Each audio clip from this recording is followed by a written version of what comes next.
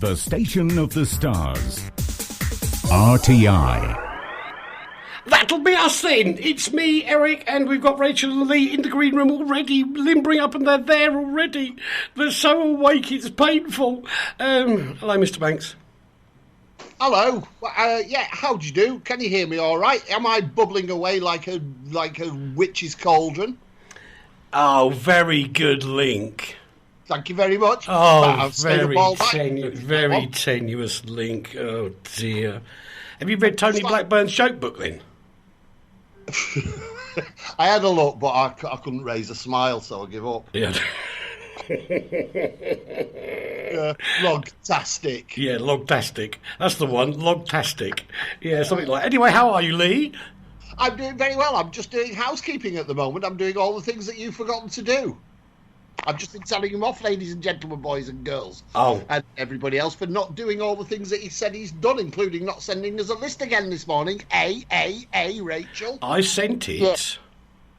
Did he, Rachel? No. I did send it. Yeah, 2 minutes ago. Thanks for the heads up. I don't know. You sent it to that great listed place in the sky. It's where all the socks go, the single ones. I know. I only have married socks now. Hello, Rach. Hello. Oh, no, I'm not talking to you, am I? Oh, no, you're not. No. You're not talking to Rach. Oh, because of what she's doing. Yeah. Yeah. Go on, tell the boys and girls what you're doing next Friday. Next Friday, I won't be here with you guys. I will be in the Melbourne Town Hall watching Buzz Aldrin talk to the wonderful and illuminous Ray Martin about Mars. Awesome. I wish I could cut the fader off, but I can't. Because I cut everybody off. Are you jealous? Yes. Yeah. Do you know what else is going to make you jealous? What? My Beth is in the midst of the Halloween party season. Yeah. And she went to a club last night, and she thought, there's that guy up on the stage playing that set. It looks really familiar to me. And it was somebody who was familiar to her because it was Usain Bolt. No. And then she got to go backstage and meet him, which was really cool. Oh, because he's a DJ, isn't he? Yeah. And apparently he's quite a good one. He was playing a club What are we here talking in Melbourne about? last night. So. Usain Bolt, the runner. Usain Bolt? The guy that wins. DJ? Yes, of course he is. Yes. Where have you been? I thought you threw... I've been here. I've not been here. I've been sitting here, listening. This is our professional journalist, ladies and gentlemen, who doesn't know that Usain Bolt is also a DJ. He's the world's fastest man, and he's also a very good DJ, and Beth got to meet him last night, which was very cool. I thought he was a swimmer. Oh. No. You despair, don't you? Rach, the next time I find a man on a street corner begging for money, just tell me not to take him on the radio, will you? Excuse me. May I talk to my friend Rachel? If you yes. Without being interrupted by the man who forgets to send things. Yes. Right. Rachel, I am really pleased that you're going to see Buzz Lightyear because I also have a plastic robot that I purchased this week, and I think we should get them together. I think you're right. Oh, dear. Yeah.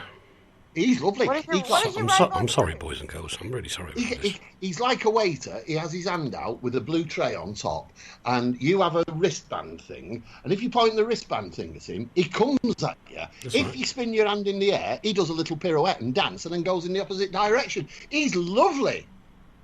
I like the sound of this. I might have to get one. Does he vacuum?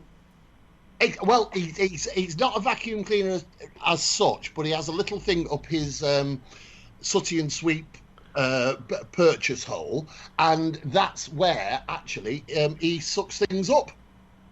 Well, you know what? We could put him on top of my robot vacuum, and then he'd be the ultimate robot. That'd be like, that'd be brilliant. That'd be like rodeo, wouldn't it, for robots? Robot rodeo. We could have a television program. Brilliant idea. I'm going to film him and send you a film. Oh, right. Please do. It's all right. Carry on now, Eric. You sure? Yeah, that's fine. Thank you. Thank you for the time. You're very welcome. Not. That's okay. I won't mention the Dob Billen character to make up for the time you've just stolen. What? What's he done? Well, you've just stolen his time. That was the time we had allocated to mention Dob Billen, and now you've used it. Oh, He's no. just horrible, isn't he? He's just a horrible person. Should we mention the breaking news out of Brisbane then? Go on then, Well, Rach. actually, that's a very serious story. Yeah, it is actually. actually. It's This is a very serious story. It is currently 10 o'clock at night here in Melbourne, and it is an hour earlier in Brisbane because they don't have daylight saving, so 9 p.m. So 12 hours ago, a gentleman boarded a bus in a southern part of Brisbane, and he got on the bus, and there were several other passengers already on the bus, and a couple of other people got on the bus with him. As the doors shut behind him, he doused the driver in a flammable liquid and set him on fire. It's just a baffling thing to me. Apparently, that they're ruling out terrorism. They're ruling out a lot of things. It seemed to be a crime of no real sense, and the gentleman was also an ill-conceived plan because he was trapped on this bus that was on fire. So he was going to perish as well.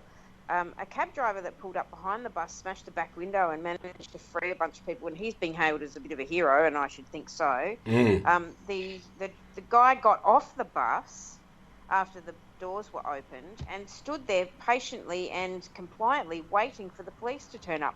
It's completely bizarre, but this poor guy, who was this 29-year-old, I think, fellow who'd only been driving buses for 2 weeks, has been going in his normal duties to get his money every day like we all do for his family, and he's minding his own business, and a lunatic has taken his life in the most horrific way you can possibly imagine. It is absolutely awful, isn't it? Right, when you say that they've ruled out terrorism, that's Yes. not what we've been sort of getting over here. I don't know if you've been following it, Eric, over in Europe, but what they say, because the bus driver actually had a name to the Middle East. Over here, they're still saying that it would appear that he was targeted because of his appearance. Is that are we moving away from that now? Well, possibly, I think so, because I mean, the gentleman who they're saying here that the gentleman who actually who perpetrated this attack, a Middle Eastern background. So I don't know what the story is. I know that the fellow who was driving the bus is an Indian chap, but they're saying they've ruled it out here, but I think they're also trying to. You know how they just sort of leak certain things so that people don't go too hysterical while they're conducting their investigation. It is an open investigation, of course, and it's very early in the proceedings as well. So there's certain matters that will, come forward as it progresses, this particular investigation. But just what a horrible thing, and it's so Absolutely. They're so lucky that nobody else. It's terrible for this man and his family, but there were other people on that bus who could have perished if not for the really quick actions of this taxi driver who just happened to be behind them. I thought a number of people did die on the bus. Maybe we're getting different reports. I think that's it. I think it's a breaking news story, and over here we were actually told there were 12 people who died on the bus. But maybe that's wrong. You're on the ground. You're the reporter on the ground, so I would go with what you're saying. Yeah, and I think the other thing we should do seriously is commiserations to the bus driver's family, because this is just beyond the pale. It really is, and I think the trouble is that, and I don't want to. Enable people to jump on the social media bandwagon, but the thing is, there is so much out there now in what I describe as and is known as the black internet, which is not where normal people go, where people seem to think they can be famous if they do something horrific. And if this man to do something like this, he's not going to be, his brain's going to be goosed anyway. And it only takes a few sort of hints from somebody who has a mental issue to encourage them to go and do something daft. And this is what I don't like about the black net. But I'm afraid to say it is there. It's 2016. That's exactly. That's the problem, isn't it? Anyway, We will move on. Thank you for that, Rach. Appreciate it. Teen Idol, Bobby V. Oh gosh, he was a teen idol as well. Has died at the age of 73. Not so much of a teen idol now, then. No, absolutely not. But funnily enough, even young people know his music, which is weird. Yeah. Oh, of course they do. Why Take good care of my baby. Well, yeah, I mean, Take Good Care of My Babies is probably his biggest hit ever. But, you think how many decades ago this was, and you got youngsters I know for a fact of like 22 years old, who actually can sing along to the words of his songs. Well, that's right. He was the ultimate pop performer, wasn't he, in many ways? And he was gorgeously gorgeous looking, apparently. I say that from a masculine point of view. I've heard young ladies say it. And he had, he wasn't a wild child, but he survived the plane crash that killed Buddy Holly. Buddy Holly, yeah. Yeah, and also, little known fact, although I did put it at the bottom here, is that he was the man who actually gave his royal Bobness his start in the music industry. He got him when he was 15 years old to play piano for him. Ha ha! I've got Clearly none of those lessons stuck with Bob Dylan. No, they didn't really, did they? No, never mind. But I think he's Bobby V's legacy. He's just going to live on for decades, just because of "Take Good Care of My Baby." It's a catchy pop song. Parents can play it. There's no naughty words in it, and the whole thing's just kind of good, really. And as you said, Leigh, the trouble is they don't always realise where a lot of the thoughts came from for Bobby V's tracks, which were all to do with the death of Buddy Holly. That's absolutely. And don't forget, he's the man who is credited with inventing the V-neck jumper. That's very true as well. Yes, lots of those. Also gone from us this week, which is really sad. Pete Burns has died of a heart attack at 57 years old. And if you don't know who Pete Burns is, may I suggest Dead or Alive, with their biggest hit, You Spin Me Round. You now... I knew that was coming from you Luddite, yes, red top journalist. You Spin Me Round, which was a fabulous hit. Cracking track. It was a cracking track. It was a cracker. Reminds me of my school days. It's really funny. Well, and he says getting the shameless plug in quite quickly. Eric will be playing that tomorrow night in the Cork Wine Bar at a personal appearance, one-off special, as I come back to my roots, as it were, because I'm DJing tomorrow night. I know, brilliant. Honestly, I wish I was there. I'm glad you're not. You take the mickey. No, well, no, I'll tell you the truth very quickly, ladies and gentlemen, boys and girls, and everybody else, that I actually witnessed Mr. Wiltsher standing on top of a pyramid. Oh, yes. Yes. And he DJ'd to thousands of people in an open-air concert. That was the MTV Beach Party. That absolutely MTV Beach Party it was. I was there. I don't even know why I was there. I think I was there because I was drunk. But I actually witnessed him doing his DJing, and it was absolutely stunning. Thank you. Oh, that's nice. You know what wasn't stunning? What? Pete Burns' head recently. He's had so much surgery. I didn't even recognise him. See the way she's brought us back to the subject? Yes. Yeah, thank you. Sometimes I just have to steer you back. Come on, fellas. This way. She's the producer, you see, boys and girls. Once a producer, always a producer. Boss once, always boss forever. What you say, though, is actually, I'm really bored with you and Eric now. Yeah, shut up, you pair of numpties. I wasn't at this concert, and I wasn't drunk, and I wasn't on a pyramid, so let's talk about Pete Burns. But he was frightening, wasn't he, for the last few years? He was a bit wacky. A lot of cosmetic surgery, yeah. Yes, he was. And but what a great track that Spin Me Round. You Spin Me Round. I'm going to be whipping out a 12-incher for the girls tomorrow night, and it will be... Now he's ruined it. He's had to cheapen it and make it... I am going to whip... And then he's going to play the record. I will be whipping out a 12-incher that's short for a 12-inch single. And are you going to wave it over your head? No, because it's going to be sound coming out of speakers. Can I just say about Pete Byrne, getting back to the subject? Yes. Yeah. That actually, I met him like I met most people. I have met a lot of people in my... You met everybody. Yeah. And he was actually one of the gentlest people I'd ever known. But he'd had a really trouble. The reason I met him because we were talking about his life and how he'd ended up where he was. And he was born in Cheshire. He was from Cheshire, which is a posh part of Manchester. If now I've upset everybody in Cheshire, but you are the posh part of Manchester.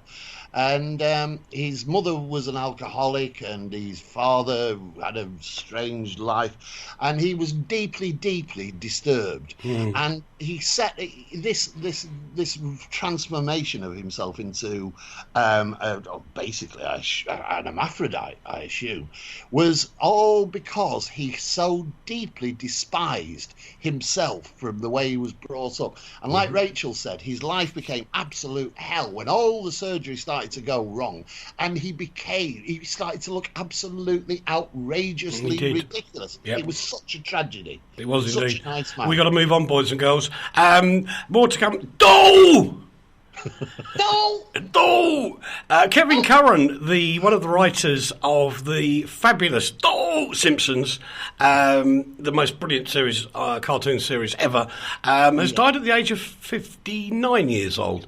And of course, he was on the team that won 3 Emmy Awards for outstanding animation in 2003, 2006, 2008.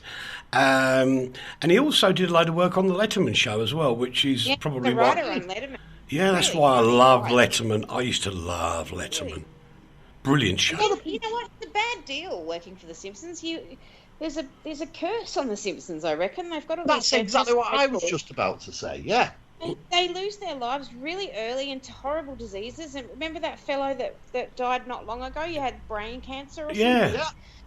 And I can't remember his name. It escapes me right now, which is very, very bad for me. But it's just a curse to work for them. I know that really. the trouble is, I think being a writer is actually a really stressful job, and especially on a series like that.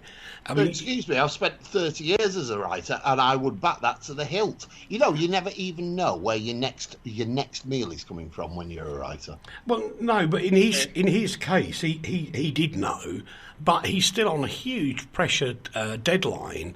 Because to be funny. To write the script, and B, to be funny with it, and C, to stay in character with all those different characters he had to work with.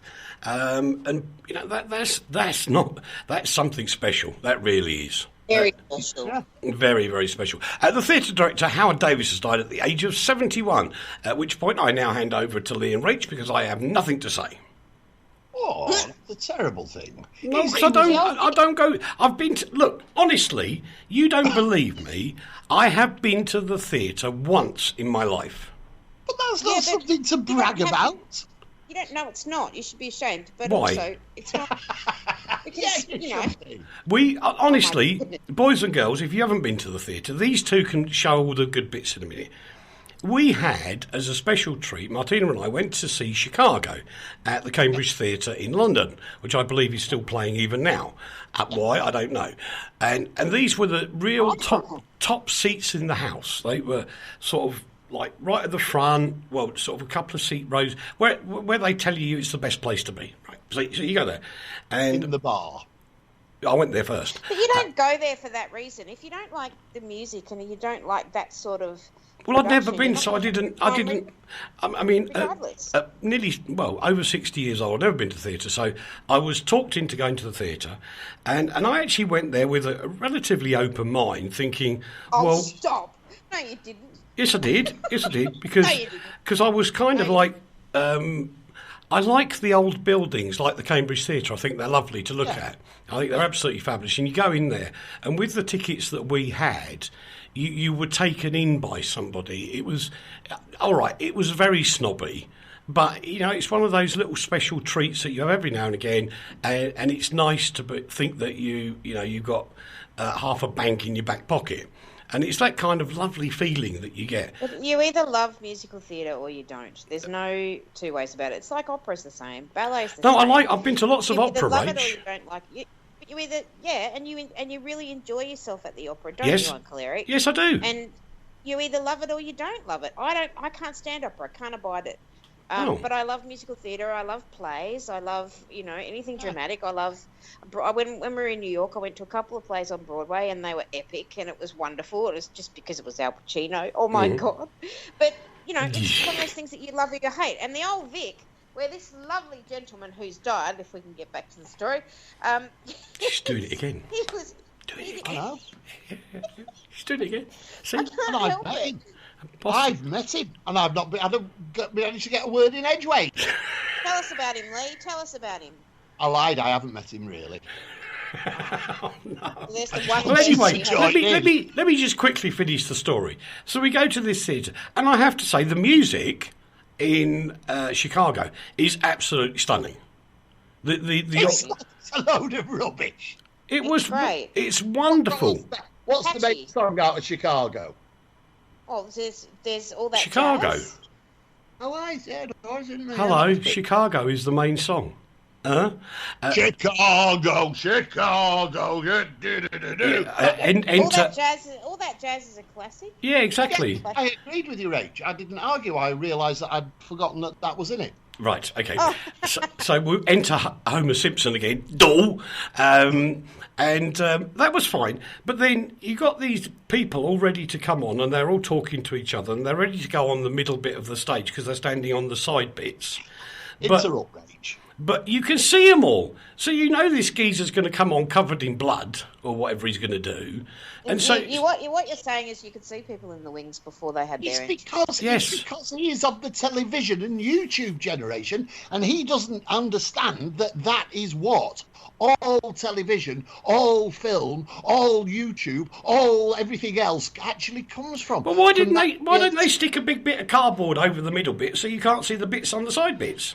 Because the essence of modern theatre is that you see it, you see the skeleton, you see the flesh, you see the bones, you see the warts and all the rubbish bits. And that's what makes it's supposed to be completely immersive experience. Yeah, exactly. Okay, we've got to move on because we are seriously running out of time.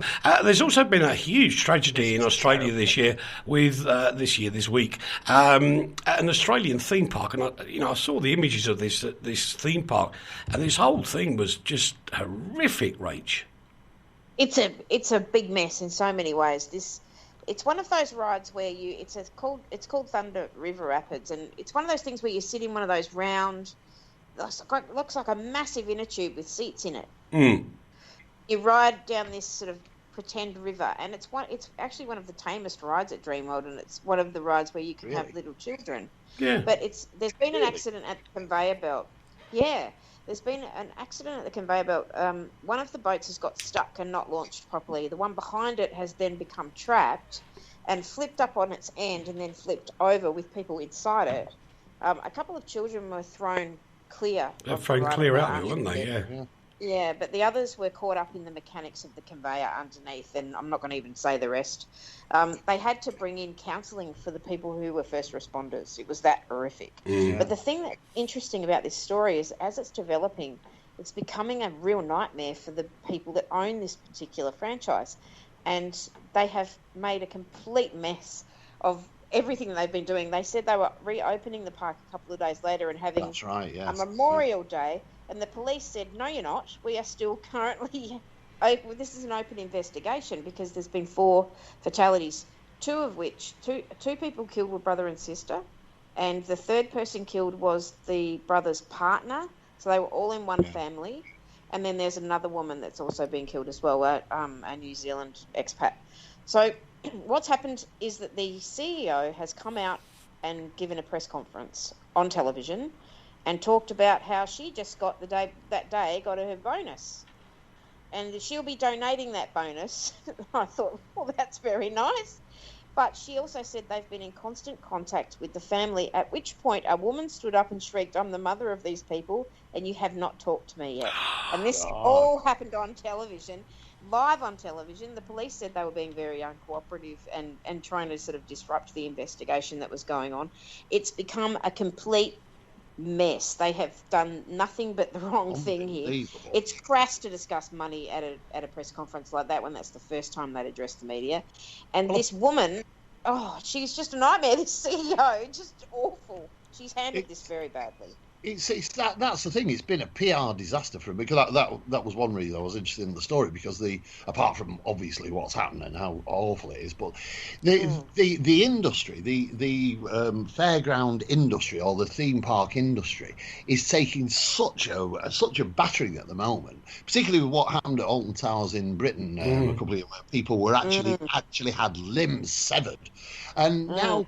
And then there was the other one in Ayrshire, and it's the response which is outrageous for that woman. Do you know, well, I'm going to throw a theory in here that I've had for ages, and I'm going to start it off, and there's going to be a sharp intake of breath. I blame the public. I really do. Because carry on, explain that. Well, the public are demanding more and more wacky rides. They all want them. These groups of people that these fairground centres are appealing to. They want bigger and bigger adrenaline rushes. They want faster and more dangerous slides. What is wrong with taking your kids to an old-fashioned fairground where they go up and down on little horses, they tiddle around on bumper cars and all the rest of it? Why does it always have to be high adrenaline? Wait a minute. No. Hang on a minute.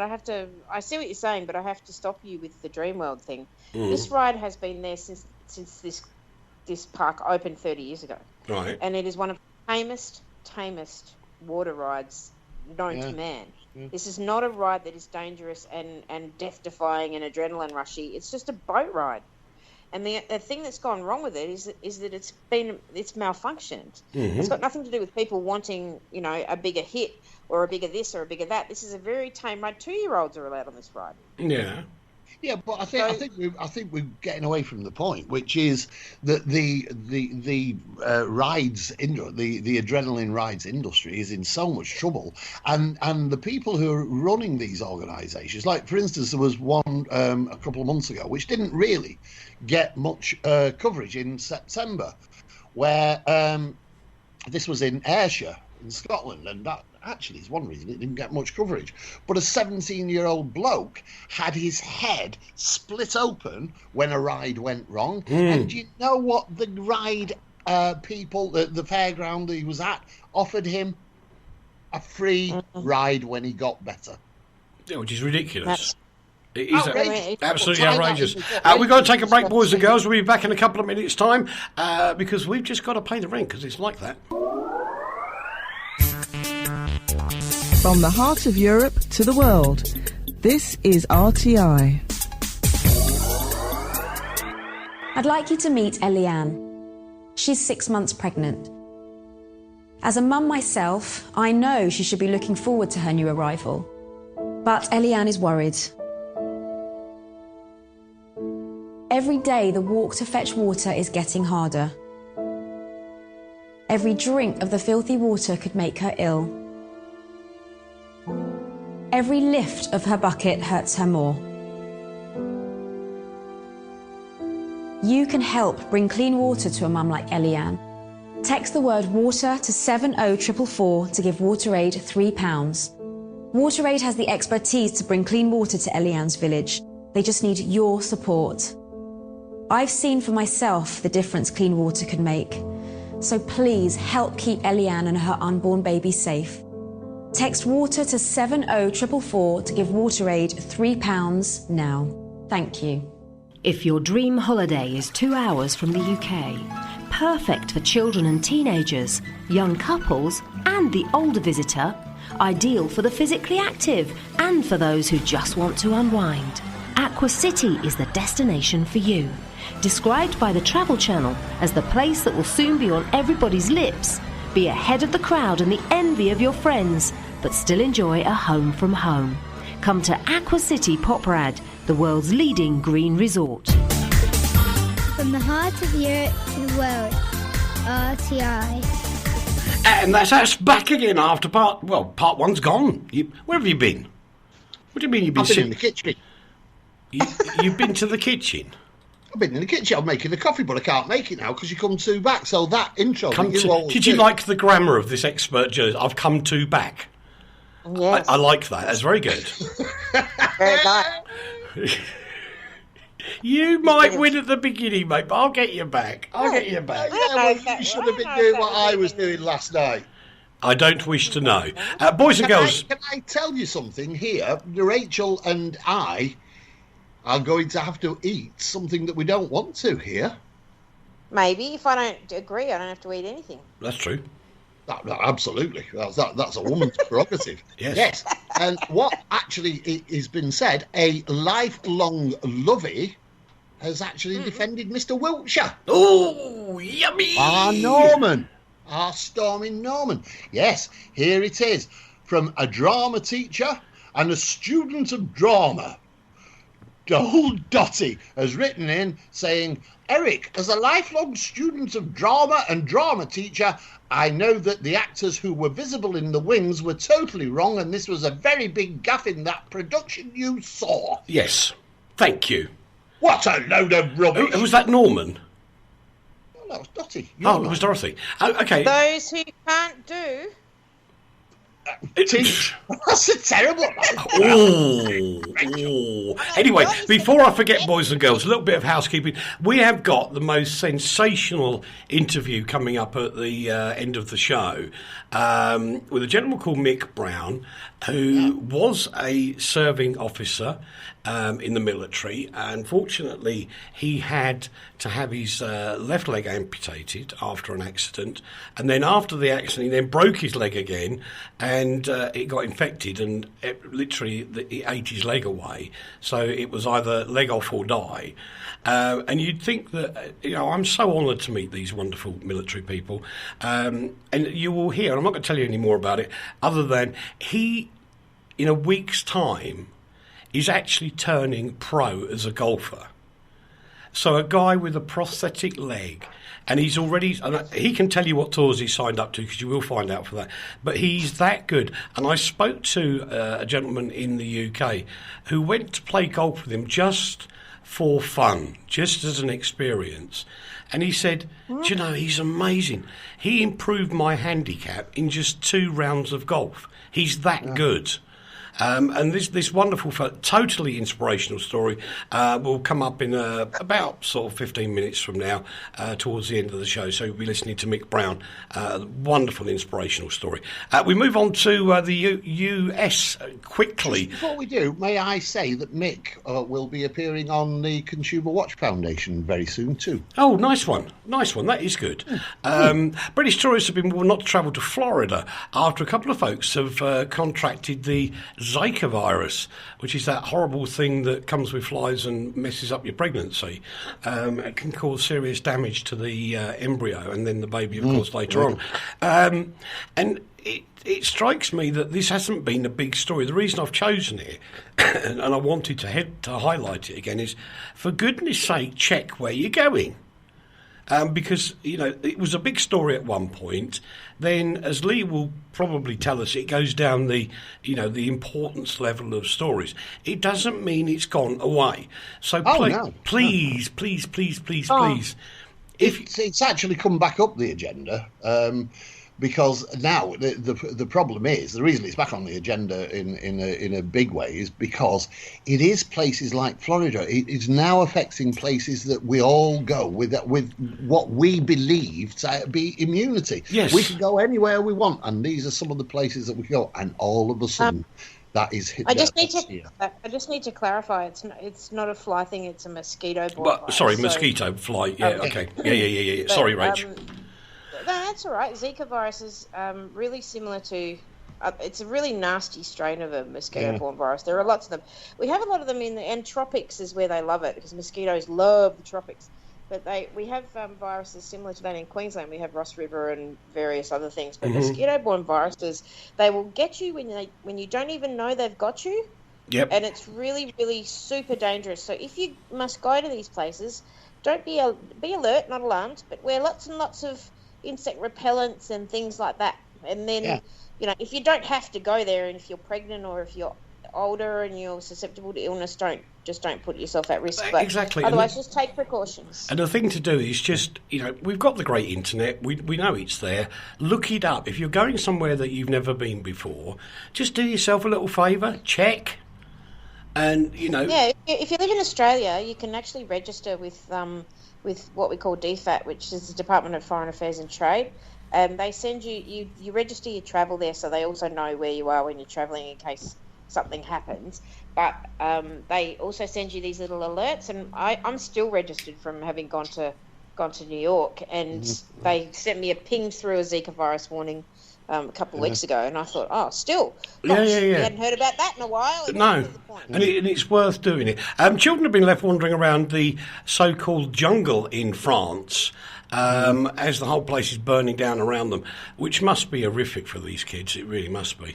Because the trouble is, it's not the kids' fault that they are there. Irrelevant of what they're under 16, most. I know, before anybody shouts at me, that there has been proof that some of them are older than 16. That always happens. How do you tell the age of a kid when you look at them? Yeah, but that's a different story. That's a different story altogether. But you've got these, up to the age of 16, it ain't your fault, really. It should be the parent or guardian. And these kids have no parent or guardian with them. The fault lies. A lot of the fault lies. I don't say the whole of the fault lies. If you look at some of the stories on the Consumer Watch Foundation, they've been doing quite an in-depth investigation into this, and the simple fact is that over a year ago it was decided to remove these children under the age of 16, some of them are literally toddlers, remove them from the camps and bring them across to Britain. In this case, I'm talking about Britain because we're in Britain. Other countries had their own plans. The British local authorities, the councils, and ahed about how to get these little children out of that camp and over into Britain, because they said, what we're going to do about schools, where are we going to house them, who's going to pay to feed them. This was our local councils in Britain talking about these children. There were only 300 children coming across. It was easy to feed them, easy to house them, easy to educate them, and now the camp is being burnt down, and still some of those children are there. I can't argue with that bit, Leigh, and I'll take a reminder from Australia over this actually, because there was a couple of lads that, if I'm right, they were in Syria, or it could have been Afghanistan. There was this lovely lady from Australia, went out there doing some charitable work, brought this one kid back to have an operation, but then adopted the pair of brothers. And one of them went on to be a singer on Australia's Got Talent, or X Factor in Australia as well. And what an amazing singer this poor kid was. He was so handicapped, and yet he decided to, get on with life. And the way he spoke about his Australian mother, it wasn't his natural mother, obviously, but he talks about mum. You could see the love between the two of them. And if somebody could do that to some of these kids, that would be amazing. That would be lovely. But really, we need to point out the fact that the shame of the way our country has treated these 300 children who were promised to come out. Many of them have actually got family in this country. They could have gone to stay with them. We just didn't want them. There was no other reason for it. We didn't want them. That's true. We are going to have to rush through some stories today, boys and girls. Can I rush through a comment for Rachel, because she's just been attacked? Uh-oh. Rachel? Sure. You are in trouble. Uh-oh. Oh, no. I knew I would be. The Grand Dame Dottie has written in saying, Rachel, some of us taught and did. Ooh! Ooh! What, which television programmes were you in, Rachel? Was one called Prisoner of Cell Block H? No. Yeah, and then, no. Actually, I've got to say... Yes. No. It was Rach. I put an oven. He's going to say that I put an oven when there isn't one. That's right. And what was it? The What's It family? Oh, shush! Everybody shush me now. I mostly did theatre. I got to say, I did theatre. She did theatre. See, Dotty, she did theatre. Actually, the bestest thing I got to do was the Diary of Anne Frank, and that was immense and a lovely play and very hard, I must say. Yeah. Right. Yeah. No, that's fine, isn't it? Yeah. Oh, hang on. In a way, you could take Dorothy's statement and Rachel's statement, put them together, and they're both right. Oh, hang on. Rose is in the US and writes to us regularly. She says, I remember Rose. I agree with Dorothy. Oh, no, she calls her Mrs. Dorothy. Very respectful. That they should have had the actors away off of the eye line of the people in the theatre. Yeah, okay, I can buy that. Well, and I think, to be fair, I think they would have been out of the eye line of the majority of the theatre, but those expensive seats, yes, sometimes they're positioned just so that you can actually see more than you're probably supposed to. Oh, right, okay. It's an ordinary way of theatre being presented. Well, we carry on. A new poll has suggested that there is a nation of micro-criminals. But this is a stupid story. But it's not Australians this time, it's the UK. What? Now, I do not understand the point of this story at all. Well, I chose it because... It's called petty thieves. Petty theft. We are a country of petty thieves because migrant children. You see, the Brits are really terrible and nasty about Australia, going, they're all a bunch of criminals. Well, they are. They're where we all come British. from, Britain. Hello. Yes, yeah. and they're all criminals because we went over there and populated it. And now the truth is that the criminals are still left in the UK. And what we'd nick is we'd take a plastic bag from a supermarket. This is it. Crime is up by 17% in the people who take plastic bags from supermarkets without paying. And avoiding paying fares on public transport. Refilled your drink without paying extra. Yes. Oh. It's theft. Eating loose fruit from pick and mix. The crime in Britain to, be churlish or be emotional, isn't it? Yeah, and then nicking the sweets out of a shop without paying for them. Avoided paying for a fare on public transport. Oh. Yeah. So what you're saying, that you're just a nation of cheap people. Yeah, we are really. Yeah, just a nation. Nitpicking immigrant child haters who don't want to pay the bus fare. What a shameful country we are. We got him again. This is something to help Mr. Banks out. A Sun journalist has had 11 convictions quashed. No, he hasn't. What? It was the I can't even say Elvden conviction. Yeah, and I thought he got 11. No, it says Elvden. Oh, does it? Which is 11 if you're really drunk. Yes, it is, really, yes. Anyway, we move on to squash them all. Anyway, so Leigh's had that story because, the journalist got off. And let me just make the point here that there were, I can't remember exactly how many journalists were taken to task by... 19 were. Was it 19? I got that wrong as well. How many have actually had their convictions quashed?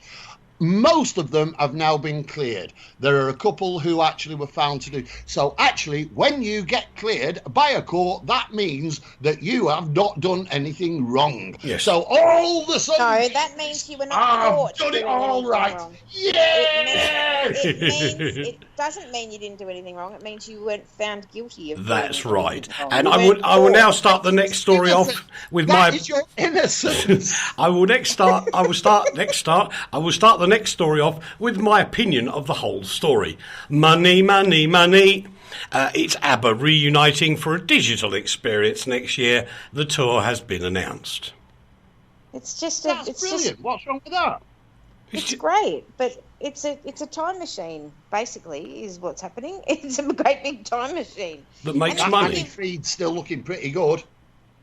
But if it's the money, of course. I mean, and they've been offered billions of dollars in the past to have a reunion, and they've always said no. Yeah, this is going to sound terrible. They are one of the most iconic groups in the world, and they are better and were more successful and had more dignity and more style and more integrity than Bob the Dylan. Beatles. But remember, this isn't going to be them on stage touring together. No, I know it's not. This is reality and it's virtual reality stuff. The world's richest man, Bill Gates, has said that his children understand that when he goes, his £70 billion fortune will go to the foundation, not to them. I'd be a bit... They've got their own money. Well, I know that, but I'd still feel a bit miffed. Well, he does say they're quite well off. Yeah, I know. They're very well off. But you'd still want a couple of grand in your pocket, wouldn't you? Well, yeah, they've got a couple of that much. I think it's one of those things. Does this affect his tax commitment? Is this helping his own personal fortune? It would do, yes. Yes, it would. So it's a tax dodge. I'm not... But he'd be dead. He'd be dead, so... No, but by giving all the money to the foundation, the family would not be liable for death duties. So that would make life easier for them. Thank you. I'd rather live in a world where I think that, that it's coming from a purely altruistic point of view, and that there's not anything sort of shady going on. Rachel now, wouldn't you? Yeah, I'd rather. Yeah, me too, Rach. I want to live in a little land of fantasy.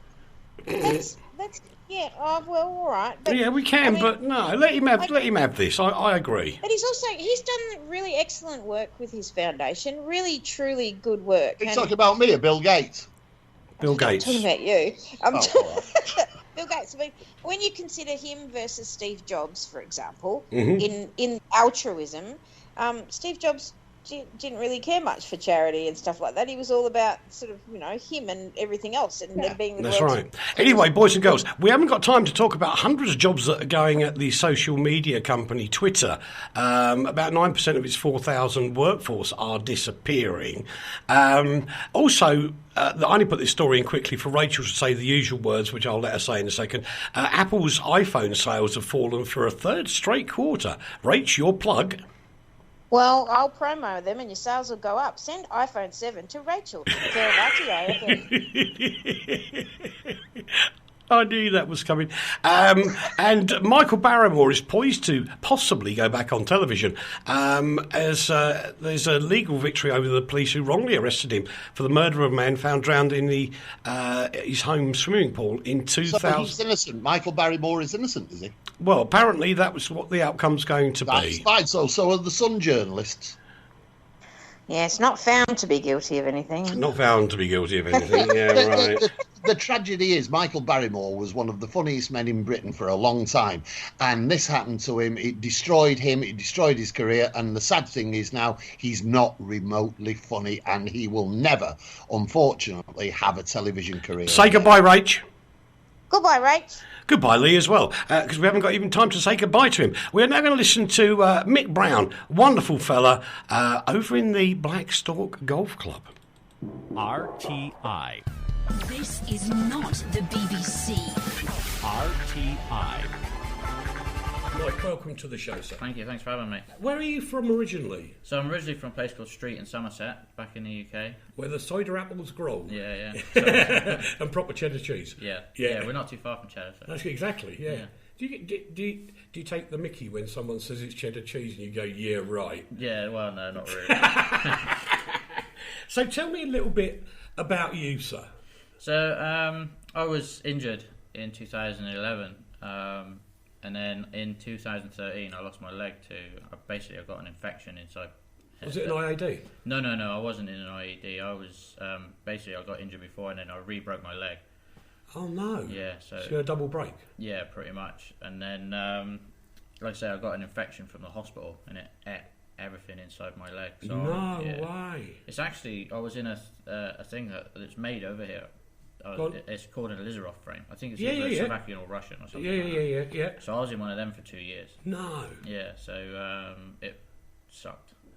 It would. So because you've been a very active bloke for like ages, and then they say, "Shut up, sit down, be a vegetable." Exactly. And you weren't having any of that, were you? No, not at all. Good man. So but yeah, I did 16 years service in the artillery. I was in the artillery, so we did all the dirty jobs. Yeah, the blue stuff up and stuff. Yeah, exactly. But yeah, it was.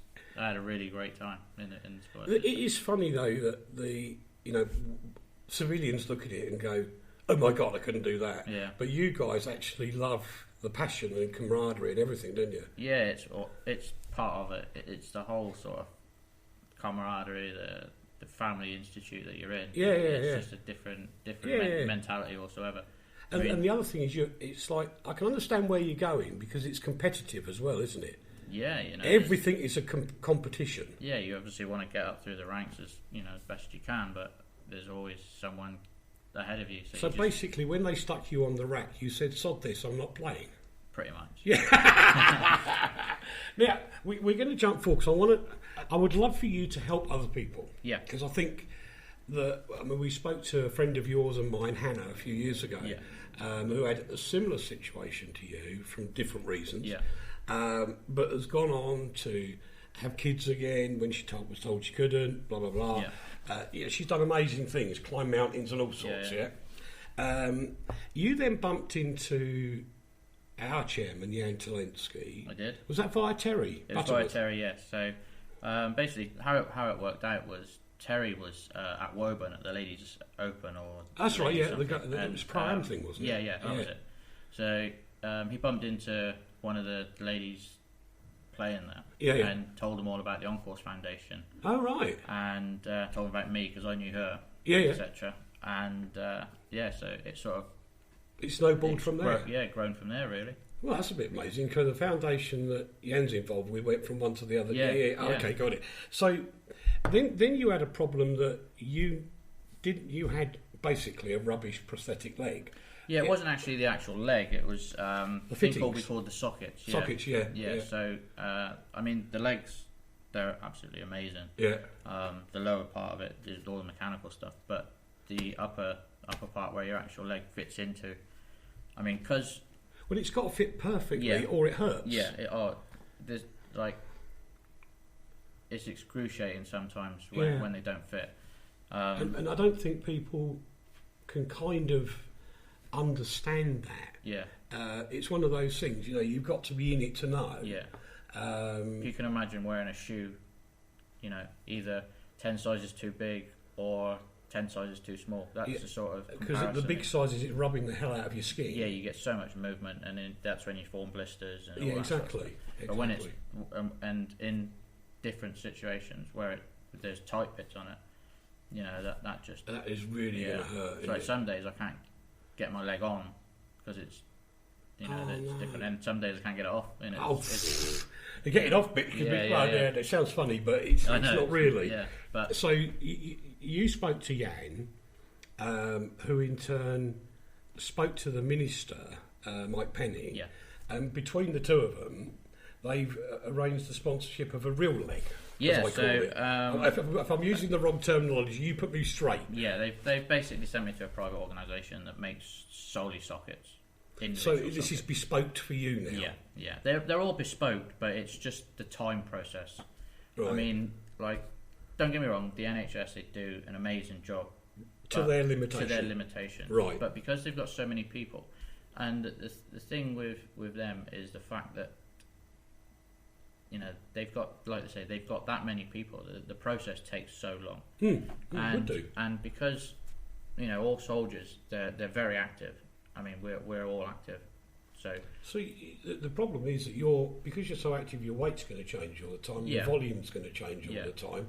You need something that works for everything. Yeah, exactly. Is that right? So basically, I was waiting like 9 months for a socket. No. Yeah, and I understand that they've got a lot of people and they've got a lot of in them from, and it just. So you probably were on drugs all the time? I had to take quite a few tablets. Yeah, just because of the pain. I had to have days. I had about a couple, 3 or 4 actual have to have weeks off of my leg just because of rubbing and stuff like that. But that's part and parcel. So that really screwed up your dream of becoming a professional golfer as well. At the time, it did. It just it doesn't screw it up. It just prolongs it. Yeah. Yeah, but not being funny, you're getting older. Yeah. So you've got to get in while you're younger, otherwise you don't stand a chance. Yeah, Come on, you're going to be an old fella soon.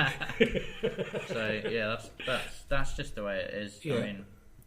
Like with a bespoke one, it's done. Boom. And what does golfing do for you then? Golfing has totally changed my world. basically I was sat at home, didn't know where I was going to go, didn't know what I was going to do. And then I found the On-Course Foundation. I was at a recovery centre in a place called Tedworth House in Wiltshire. And I seen a poster on the wall, and I thought, why not? Yeah. And then I just fell in love with it the first time. And so you were kind of like, you had this golfer inside you for years and didn't realise it? Possibly, but I've always been in extreme sports, so I've done motocross all my life, played rugby, football, all that sort of stuff. We like motorbikes. Yeah. Yes, we do. Yes, we do. So it was a totally different thing, because obviously they're all stuff you need legs for, and I've only got one, so... Kind of limits you a bit, doesn't it? But how do you get on then with the stance and the swings? I same as everybody else. I've just worked my muscles to work according to what I have to do. And you've been working with pros? I work with the On-Course pros, a bloke called David Llewellyn and he's good. Barr. Yeah, they're good guys. Yeah. So we're in good stead for coaching. And how far do you think what's your dream in terms of pro? To play on a tour. I mean, I'm playing on the Gecko Tour this year, or next year, sorry, in Spain, yeah. Oh, wow. So I've just signed up for that, and that'll be my first actual professional competitive tournament. You must have Skype. Yeah. Do? Yeah. When you're in Spain, we're going to get you on and we'll find out how you're doing. Yeah, no worries. Yeah, we'll do that, will we? Yeah. Right, you're going to be the Spanish correspondent for the tour. That works for me. So, but yeah, I've just signed up to play for that, so it should be nice one. Cool. This is probably the toughest question I'm going to ask you, actually, because, I have the privilege of working with some disenfranchised kids who can't see that little candle at the end of the tunnel because nobody's ever seen one. And to some degree, you're in exactly that same position now, not by what you wanted, but why you got served up. Yeah. There's going to be guys out there that could have been back for years and mentally struggling. Yeah. There's going to be young guys that are coming back, especially now, and we won't say why, but they're involved in sorties in various countries at the moment. Yeah. And this is going to carry on. So you are going to get people who are going to become disabled because of what happens in the world. Exactly. What would you say to those people who are just facing it or just can't fight their way out of it? Just, never give up and take one day at a time, really. Mm-hmm. I mean, I was in that boat myself. I didn't know where I sat at home for 6 months and didn't do anything. No. So yeah, it was some dark times, but that's where golf got me out of it, Yeah. And just my sort of philosophy now is never ever let the past ruin your future. So that's the way to go. Yeah. Mike, thank you a million times over. That was smashing. Thanks, sir. Cheers. Thank you. From the heart of Europe to the world, this is RTI.